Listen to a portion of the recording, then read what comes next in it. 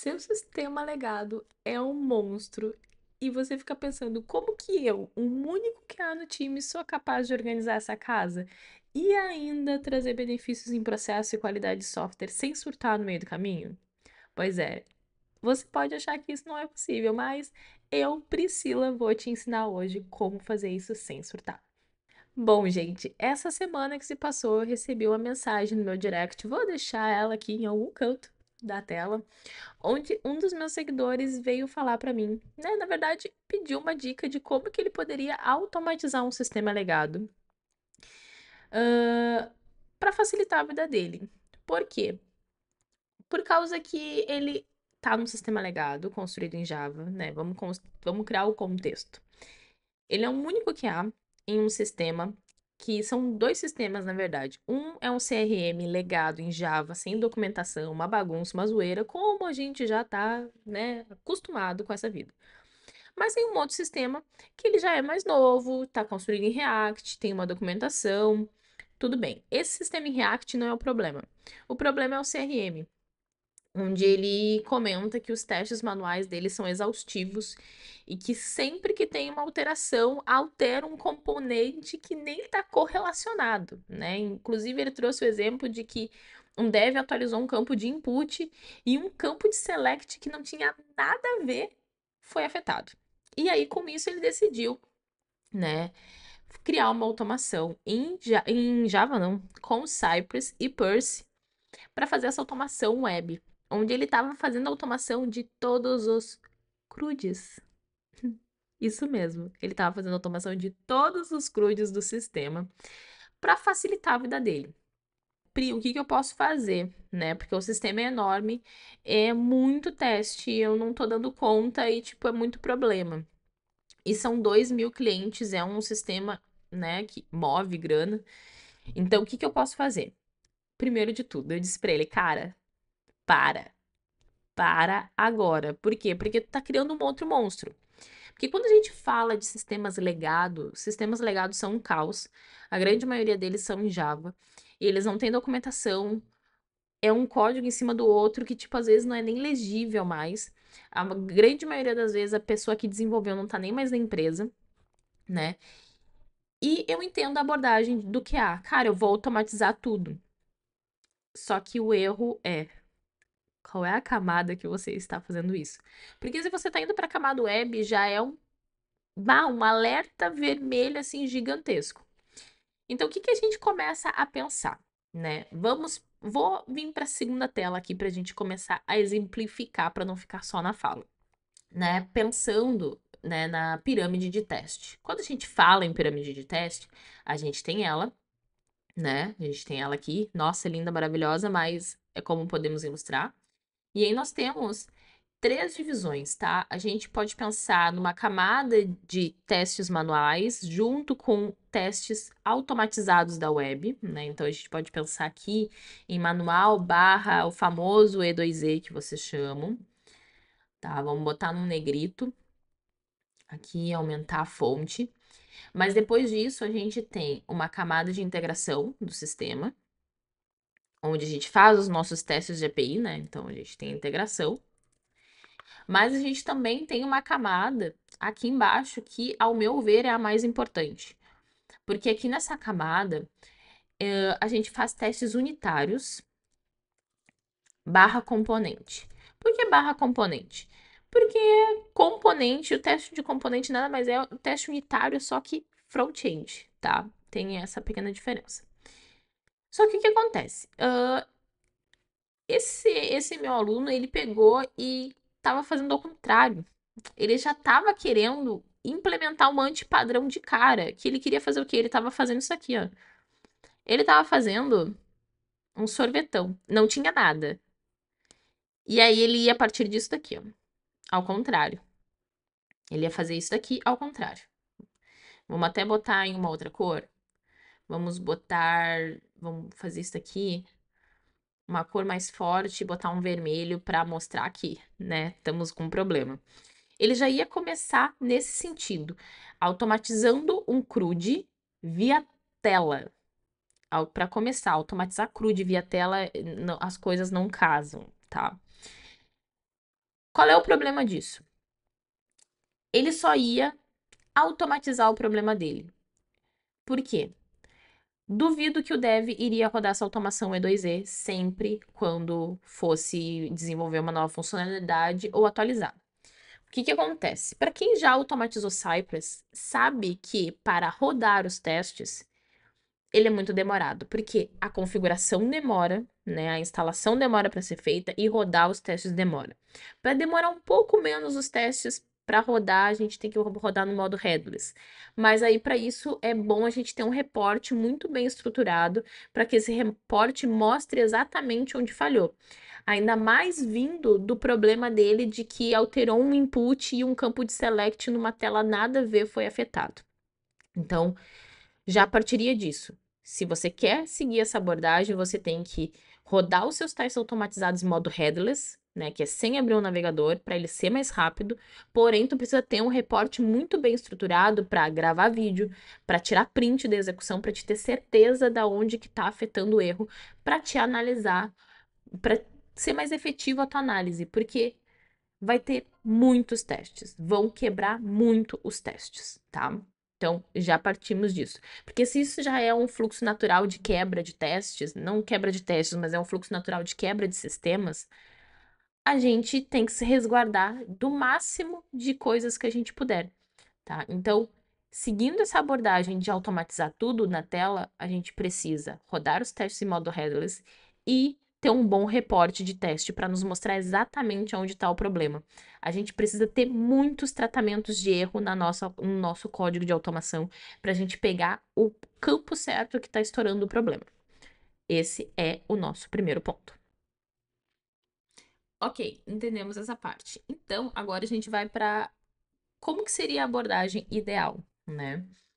A abordagem ideal para esse tipo de solução seria continuarmos pensando na pirâmide de teste, tá? Vou tirar essa inversão e indo para a pirâmide de teste.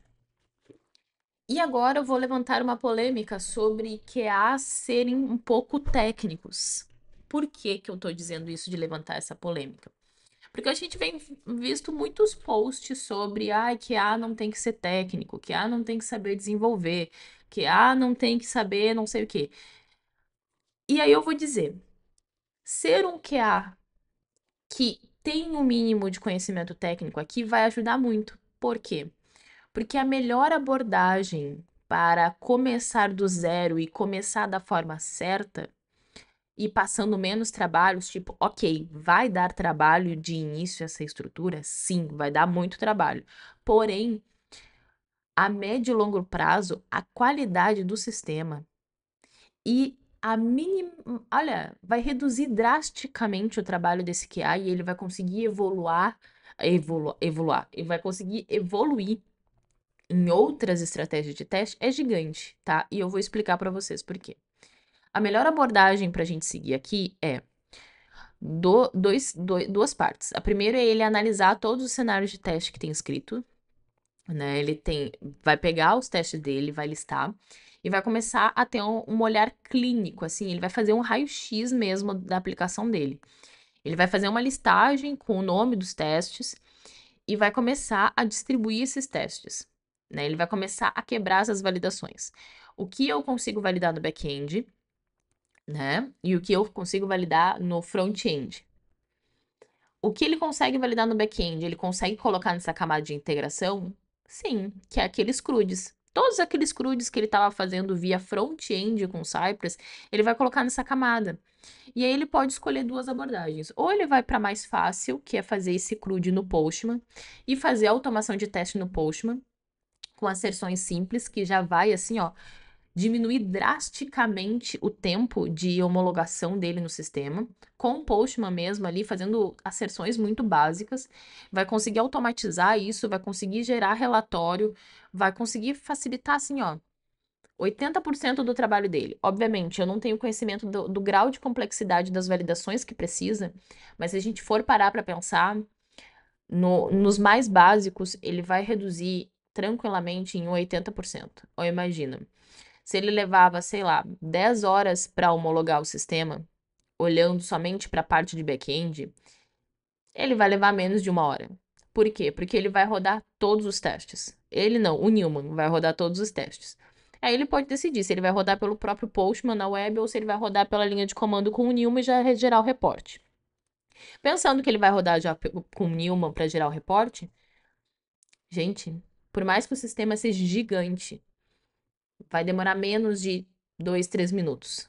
Então, tu imagina, algo que tu demorava 10 horas para homologar de forma manual, tu vai levar, vamos extrapolar, levar 30 minutos, tá? Pensando que vai ser 2 minutos ali de execução, aí ele vai ter que gerar o reporte, ele vai ter que analisar o reporte para ver se passou tudo bonitinho, se reprovou alguma coisa, ele vai ter que analisar o porquê reprovou. Então, vamos botar aí 30 minutos. Mas aí tu pensa, 10 horas de teste foi para 30 minutos. Absurdo, né? Obviamente, vai dar trabalho, vai, porque ele vai ter que implementar, vai ter que olhar os endpoints que estão sendo chamados no navegador, porque já que é um sistema legado e não tem documentação, ele vai ter que olhar as requests que o navegador está fazendo e passar isso pro Postman, tá? Mas aí vai demorar talvez, dependendo da quantidade, um mês, talvez, mas ele vai ser um mês que ele vai se dedicar a isso. Depois, gente, 10 horas de teste vão virar 30 minutos. Um sonho, né? Ok, essa é a abordagem da camada de integração. É a mais fácil e eu vou te dizer que é por aqui que eu começaria, exatamente por ser mais fácil. Por ser mais fácil, por ser mais rápido e por ver o resultado efetivo mais rápido. Isso vai dar uma animação, tá? Isso daí vai animar. Depois disso, aí a gente entra na camada que vai doer. Vai doer por quê?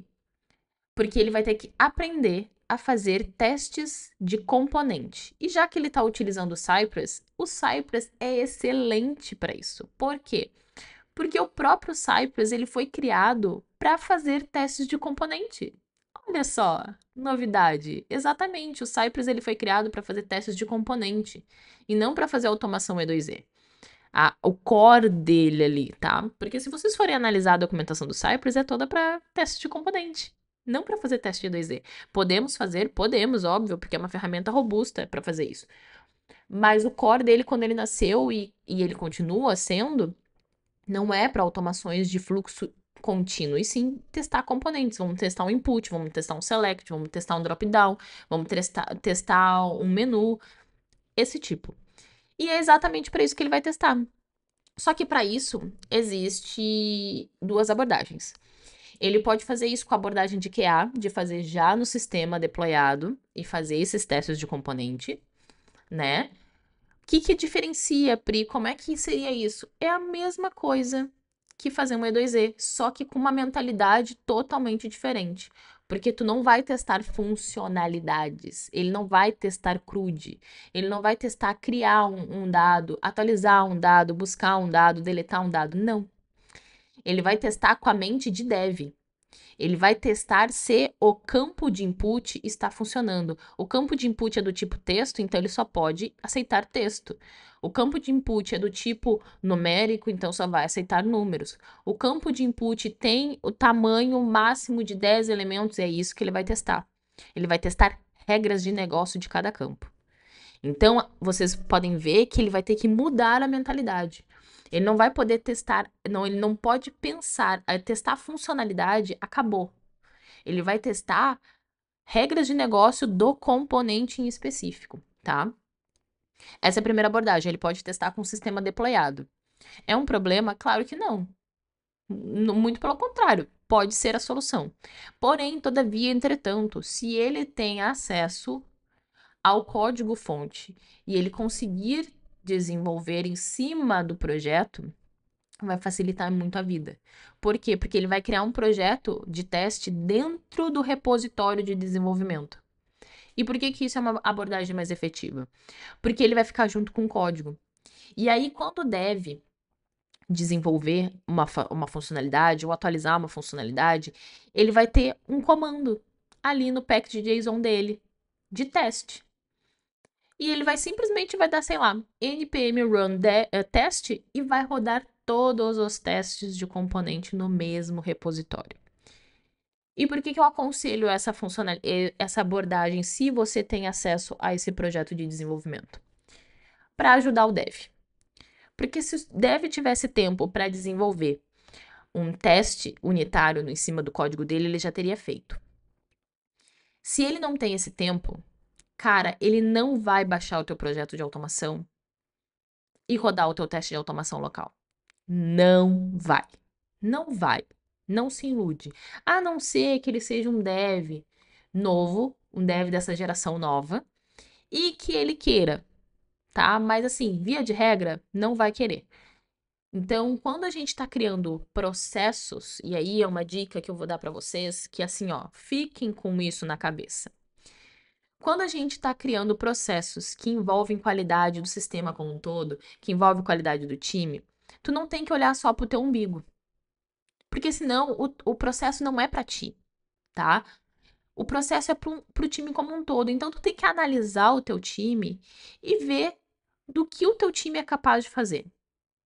Não adianta tu querer criar um processo super, hiper, mega, blaster, maravilhoso, baseado em CTFL e normas ISO e padrões americanos, se o teu time não tem capacidade para fazer isso. Não vai rolar. O que tu tem que fazer? Tu tem que olhar o teu time e tem que pensar, cara, se meu time não tem teste unitário, eu tenho que facilitar a vida. E como é que é a melhor forma de facilitar a vida? Criar os testes dentro do repositório. Ah, Pri, me cortaram, disseram que não, porque eu sou QA não tem que ter acesso a código, não sei o quê, bababá, bababá. O que tu vai fazer? A primeira abordagem que eu te disse, vai criar um projeto, tá? Vai criar um projeto de automação de testes de componente. Tu coloca lá CRM Component Test. Teste de componente do CRM. Pronto. E aí tu vai começar a destrinchar a abordagem de validação de componentes, não de funcionalidades, componentes. E aí tu vai fazer. O que vai acontecer? Tu vai rodar, aí pensando em fluxo, né? Começou a homologação. O que tu vai fazer? Começa com teus testes de integração. Por quê? Porque são os mais rápidos. É o mais rápido de ver erro de back-end. Passou, passou. Ah, encontrei defeito. Tá bom, abre defeito. Ai, Pri, eu não tenho segurança. Ok, vai lá e faz um testezinho rápido no front. Ah, era criar um usuário. Vai lá, olha. Ah, tá. Porque tu já sabe que o erro é de back-end. Por quê? Porque tu tá fazendo o teste na camada de integração. Ai, Pri, mas eu nem consegui fazer o teste no front-end. Tá bom, agora a gente tem um outro problema. Mas vamos dividir os problemas. Tu vai abrir defeito porque tem problema na API, porque tu tá fazendo direto no serviço. Abre defeito. Aí, depois disso, tu vai rodar os teus testes unitários de componente, que é esse daqui. E aí, meu caro, como o sistema já tá num jeito meio, né, meio duvidoso, vai estourar erros. Só que vai estourar erros no componente. Então, tu vai saber exatamente onde é que está o problema, sabe? Tu vai saber exatamente qual é o campo de input que está dando problema. Ou o campo de select, sabe? Então, tu vai saber exatamente. E aí, tu vai abrir defeito. Exatamente para isso, tá? E aí, depois que tu fez isso, aqui no teste de componente ele vai demorar mais para rodar. Por quê? Porque a gente tá falando de componente, a gente tá falando de construir um ambiente. Então, são testes que demoram mais. Depois que tu implementou essa fase, né? Vamos pensando por fases, né? A fase 1 vai ser integração de serviço e a fase 2 de unitário, de componente. Aí você pode ir para um E2E. Mas quando que deve ser feito esse E2E? Depois que tu garantir o mínimo de estabilidade dos resultados dessa automação. Não é assim, fiz a integração, automatizei tudo, ok, agora eu fui para esse, terminei de automatizar, vou para esse. Não. Porque esse daqui, se tu não tiver estabilizado o ambiente aqui, esse daqui vai ser um caos, vai piorar. Porque ele só vai pegar os mesmos erros, sabe? Então, a automação E2E, ela só deve ser feita quando a gente já atingiu maturidade no teste de componente. Atingir maturidade, o ambiente está ficando mais estável e tudo mais, aí a gente vai para um E2E. Até porque tu vai ver o quanto vai diminuir a tua carga horária de testes só fazendo isso daqui. Só fazendo esses dois. Aqui tu já vai sentir, por quê? Porque tu não vai ter que validar regra de negócio. porque todas as regras de negócio, a grande maioria vai estar validada aqui. Então, tu já vai ganhar autonomia, assim, de tempo, assim, ó, anos-luz. E quando a gente chegar no teste de componente, a gente vai pegar front, tá? Então, o que vai restar de teste manual, ao meu ver, o que eu faria de teste manual seria o fluxo crítico. Eu mapearia quais dos cenários desses dois campos aqui que são fluxos críticos para o sistema e executaria de forma manual, tá? Então, essa seria a abordagem que eu faria para testar sistemas legado, tá? Então, gente, eu espero que vocês tenham gostado, né, dessa abordagem que eu trouxe para estabelecer um processo de qualidade. E não só de teste, mas um processo de qualidade como um todo. Estudar a estrutura, estudar o tipo do time, estudar frameworks, estudar qual o padrão, né? A gente começar a nascer um projeto, porque se a gente vai nascer um projeto, é bom nascer do jeito certo, por mais que seja trabalhoso, por mais que seja doído, que seja sofrido. É importante a gente começar do jeito certo, porque senão só ladeira abaixo, né, galera? Então, espero que vocês tenham gostado dessa abordagem, desse estilo de vídeo. E se você também tem uma situação como essa, me manda lá na DM do Instagram, porque eu vou gostar de responder vocês, porque ele já foi respondido, né? Ele já foi respondido na DM, só que eu pedi permissão para gravar um vídeo, até porque eu tenho certeza que muitas outras pessoas têm esse mesmo problema. Então, espero que vocês tenham gostado desse vídeo. Se você tem um problema assim e quer ajuda para isso, me manda uma DM lá no Instagram, priscila.caime, que eu vou ter maior prazer de te responder e também gravar um vídeo para ajudar a galera, que eu tenho certeza que vai ser muito legal fazer uma sequência de vídeos assim. Porém, eu preciso da ajuda de vocês, né, para vocês me mandarem, tá? Ou se vocês se sentirem confortáveis, vocês podem colocar aqui nos comentários do vídeo, que eu vou gostar muito também de saber. E também, né, de vocês interagirem comigo e mostrar pro YouTube que esse conteúdo é relevante, que ajudou vocês. Então, não esqueçam também de se inscrever no canal se você não é inscrito. Curtir esse vídeo, que é muito importante, né, pro YouTube entender que ele é relevante. E comenta aqui se você gostou dessa abordagem, o que você faria, o que você não faria, se você tá passando pela mesma situação e se esse vídeo te ajudou. Não deixe de interagir comigo, porque às vezes eu me sinto sozinha aqui, né, conversando pra uma câmera e não tendo nenhuma resposta nos comentários. Então, converse comigo. Eu gosto de interagir com vocês, tá?